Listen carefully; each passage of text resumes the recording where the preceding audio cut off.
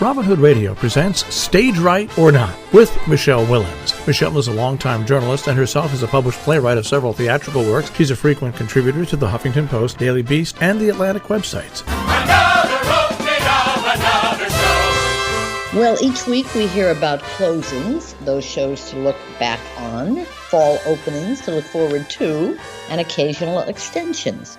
Rarely do we hear about shows returning just months after closing. Well, the Tony Award-winning revival of Take Me Out will return to Broadway October 27th at the Schoenfield Theater. Written by Richard Greenberg, Take Me Out opened in spring of 2022 to positive reviews, including mine, and it went on to win Best Revival of a Play and Best Featured Actor in a Play for Jesse Tyler Ferguson. Well, he will be in this one again, as will Tony Award nominee Jesse Williams. This decision has puzzled some, but maybe the second stage company knows something we don't. Well, with a small cast, often in the showers with no clothes on, well, at least the costume budget is low.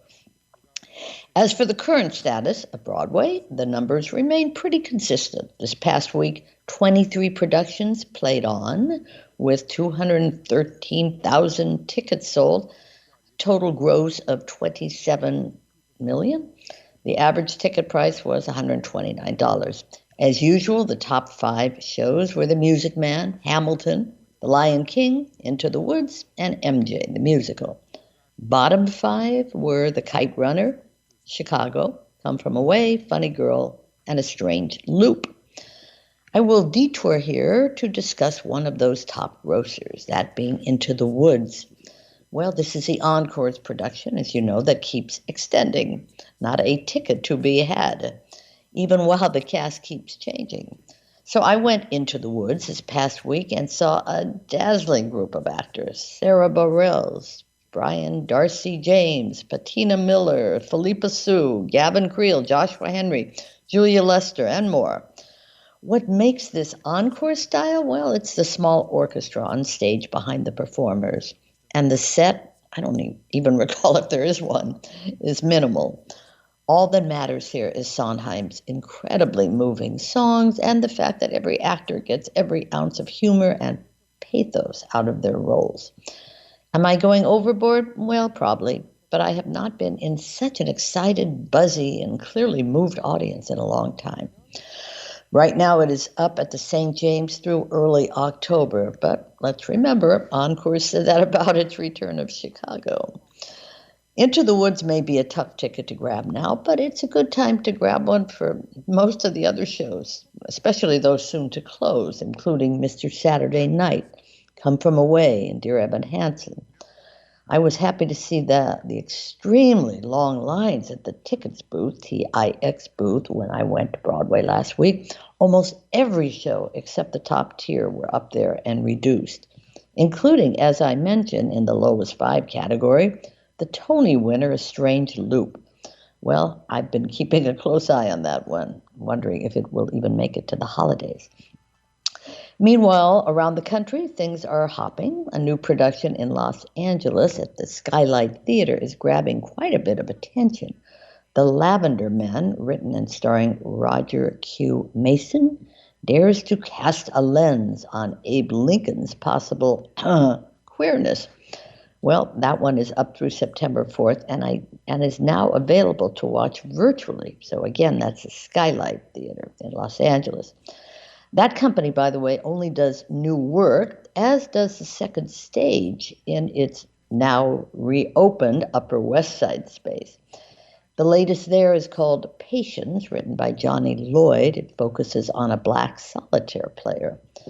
This idea of supporting emerging playwrights is what the Ojai and Eugene O'Neill Playwrights Conferences are devoted to. As you know, I was just in Ojai for theirs. These writers are almost always accompanied by dramaturgs. Now, what exactly does a dramaturg do? I'm often asked that question. So I put the question to one Dylan Southard, who worked on The Lavender Men at the Skylight, among many other shows. I asked him to define dramaturgy. Here are his words. There's development dramaturgy, when the dramaturg is basically acting like an editor would with a novelist, offering a fresh and fairly objective perspective while focusing on the more technical aspects of storytelling, structure and causality, and how that helps communicate the unique ideas the writer has. Since Lavender Men is a new play, this is mainly the kind of work I was doing. And then, he continues, there is production dramaturgy. This, or dramaturgy, whatever, this mainly happens in rehearsal and is much more about providing a certain context to a production. This is when a dramaturg might provide historical research to help provide a context through the events happening at the same time as the action of the play, or events happening at the same time as the writing of the play. Well, those are good and helpful thoughts. Thank you, Dylan.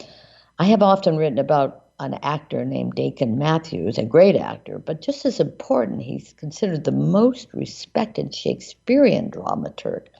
Denzel Washington, Ethan Hawke, and others have employed him when they take on the bard. As for things on the horizon, much to anticipate, at least 4 productions from London, including Tom Stoppard's autobiographical one, David Hare's newest, starring Ralph Fiennes, an all-black, highly acclaimed version of Death of a Salesman, and one about the artists, Andy Warhol and Basquiat. It's called Warhol. No, it's actually called The Collaboration, but it's about Warhol and Basquiat. Back on our shores, late September, tickets will go on sale for the New York Theater's just announced revival of Sondheim's Merrily We Go Along. The lure here, once again, is the cast. Jonathan Groff, Lindsay Mendez, and Daniel Radcliffe. That's a standing room only trio and one of Sondheim's somewhat forgotten or misunderstood treasures. But back to where I began. All cultural entities, especially Broadway, which has the most to lose, are still on shaky ground. The New York Times reported that during the 21-22 season, which started slow and late as the industry gradually reopened, there were 6,860 performances seen by 6.7 million people, grossing $845 million.